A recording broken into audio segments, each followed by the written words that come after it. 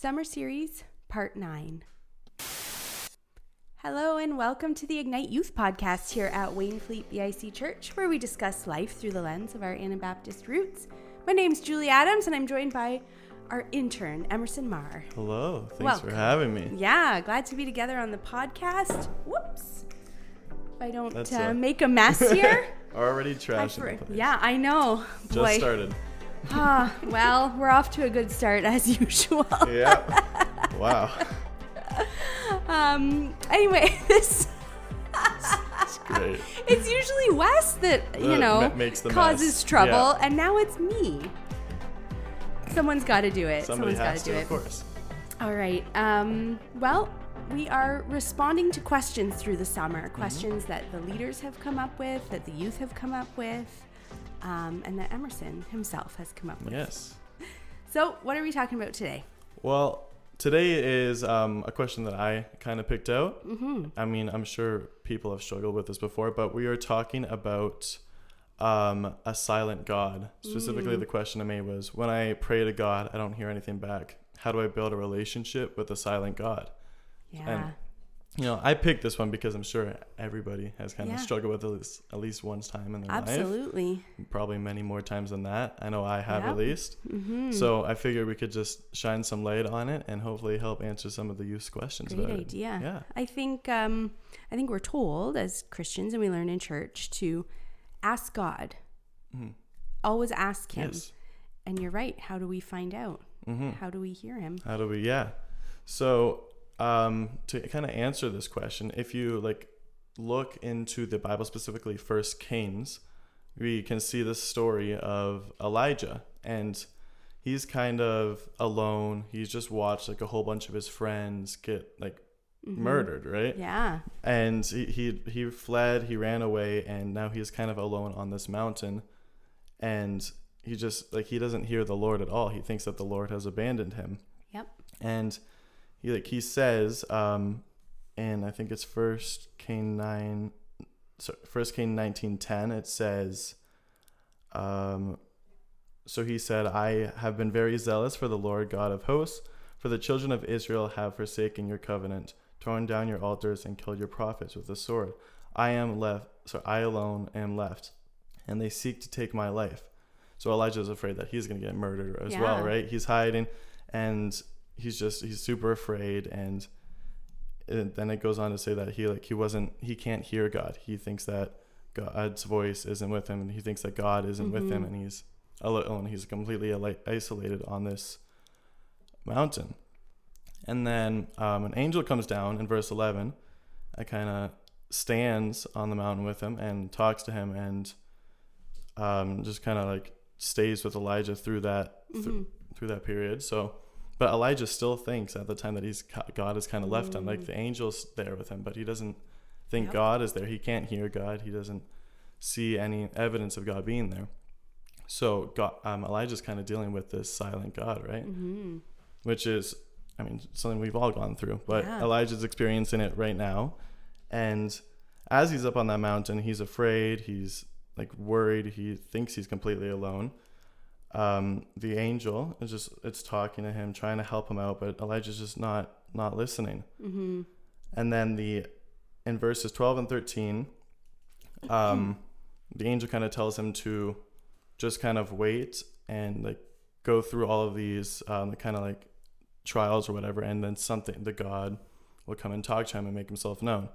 So Elijah decides to listen, and he just sits there and waits on the mountain for a while. And then a big strong wind comes in, tears up the mountain, rips it, probably blows rocks everywhere, I assume. Probably pretty scary. Trees, yep.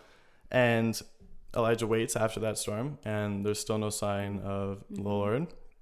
So then he waits more, and then after that, a huge earthquake comes in. Probably splits some holes in the mountain, yep. And after that huge earthquake, all the rocks continue to keep falling down. There's still no sign of the Lord. And then a huge fire comes, and still Elijah's sitting there. There's still no voice, no nothing. Elijah's just sitting there waiting. And then after that fire completely burnt out, Elijah finally, he heard a voice, and it says in verse 18, it says, he heard a still small voice.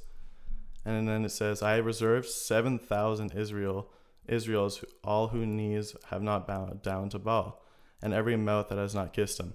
So God kind of makes himself known right there. He says that in this time where you thought you were alone, I've been preparing to get this army of 7,000 Israel's to come and help you. Yeah. So that entire time, God wasn't leaving him alone. God was working and was like trying to help Elijah and get him through this tough time throughout the whole thing when Elijah thought he was completely alone. Yeah.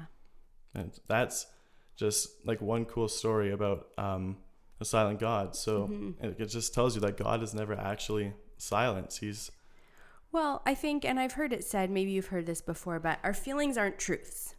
So just because we feel some way, yes, that doesn't mean it's true. So Elijah felt alone, but that doesn't mean that he was alone. God didn't actually leave him. Yeah, so I mean, the angel was with him. Yeah. And he still felt like he was alone. And God was obviously there working the entire time. And yeah, he still felt alone. So obviously, yeah, your emotions, they mess with your head and make you think things that aren't true. Yeah.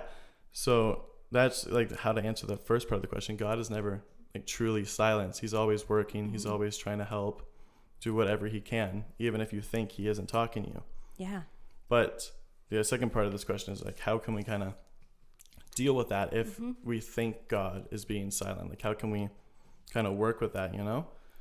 So I've kind of made a few different steps that can maybe help people out. So like the first one is obviously don't blame God for things that have happened. Yeah. Like if you were Elijah, I don't think Elijah really blamed God for the murder of all of his friends. Yeah, he didn't blame him. He didn't curse him out for it. But I don't know, some things, if you're struggling with something, you may blame God for it. Well, I think it's like human nature to want to assign fault to someone, you know? We want to blame someone or something because it gives it a bit more purpose or reason to it, right? Yeah. And when there's no one else to blame, then we point the finger at God sometimes. Exactly. It's what we do, right? Yes. Yeah. And I mean, there's so many different stories where like if a loved one of yours dies, you turn to God and you say, why would you let this happen, you know? Yeah. And I mean, I'm sure Elijah was probably thinking that, at least watching all of his friends get murdered in front of him. Yeah. But yeah, I want to encourage you guys to just not blame God, not curse him out. It's not his doing. He's not telling these people to say, hey, go. He's not out to harm us. No, he's not. He's out to, protect us, bring us to him. Yeah. So yeah, first step is don't curse him out. Don't blame him. If you are doing that, stop it. Turn away from that. I mean, I'm sure I've done that before. So excuse me. You're all good. Yep. And yeah, second step I would say is to kind of like realize what your emotions are. Like we just talked about Elijah, his emotions were like getting to the best of him. He thought he was alone, even though he was clearly not. And his emotions were just completely like shaping his mind and manipulating him, making him think a certain way. You know, sometimes a thought or two, it gets you off on a trajectory. And once you get going on that path, it's hard to pivot and get your mind going in a different direction. It takes a lot of strength and maturity to, maybe turn away from a thought pattern like that, especially a negative one, I think. Yeah, and something so hard as that. Yeah, like as soon as you get set on something, if it's hard, stuck in your mind. It's like hard. A song that's stuck in your head, right? That you just can't get it out of. Yeah. No, it's really hard. And I'm sure Elijah was really struggling with that. Yeah.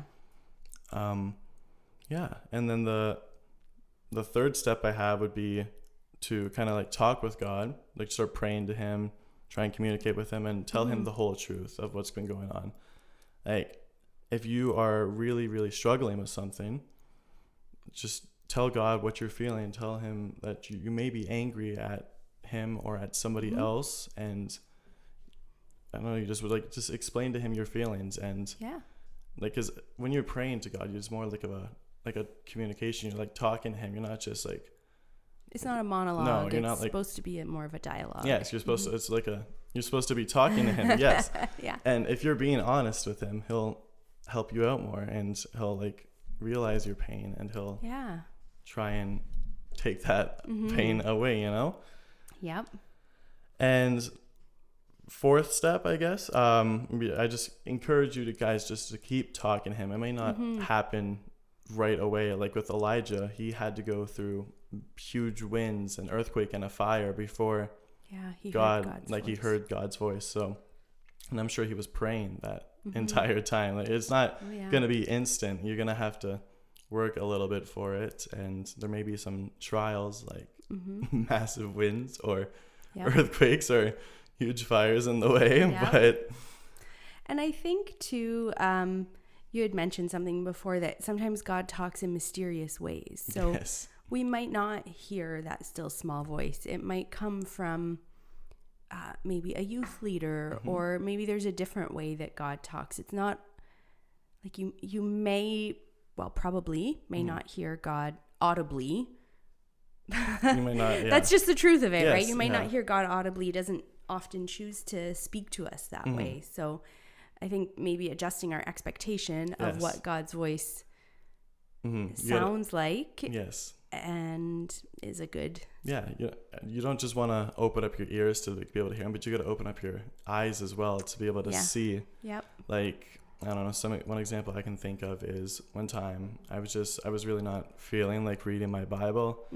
I was like, I don't know, I was in the morning, I was just really not feeling it, didn't really want to do it. So I got up and I went out shopping with my family instead. And I think we went to Chapters or something, but when we first entered in, there was like this really big prestige, like super cool looking Bible front and center. And I'm like, okay, fine, I'll read my Bible. I'm sorry. That's just like one of the many ways God can kind of show himself. It wasn't a small voice. It was just a little action that got your attention. Changed me, And I think the more that we listen and tune our ear or our being to God's voice, the more we'll be able to recognize it when we hear it, and it gets easier. I think it gets a little easier over time to kind of like see. Although it's still a struggle, even for I think mature Christians you still have to train yourself to do that. I think like, I'm sure pastors they go through times where God is silent to them. They can't see those little things that God does in our lives. And we let some of the other messy stuff get in the way, don't we? Yes, we get a lot of the noise comes in and just and I don't know, one final step or one final thing I think I can help is with the mysterious ways. If you just really look anywhere for him, because he shows himself in literally any way. It may not be like my story right there. It could be rain. Like if you're a farmer, it could and you got dry crops, it could rain and I don't know, keep your crops alive. For sure. If you're really praying for that, if you're just going through any hard times, you just gotta be able to open up your ears, your eyes, maybe even your nose. You never know. He might show himself through some smells. Who knows? God works in mysterious ways. All things are possible. Yes. Sounds good. Does that wrap it up for today? I think so. Awesome. Those are some good tips. Yes. I like it. Thank you. If you'd like to get in touch with Emerson, you can reach him at emersonmar@gmail.com. Got it. You can feel free to chat with him, or if you have any other questions or anything like that, send him an email. And my email is julie@waynefleetbic.com. So thank you so much for tuning in, and we'll look forward to connecting with you next week. Have a great week. See ya. Bye.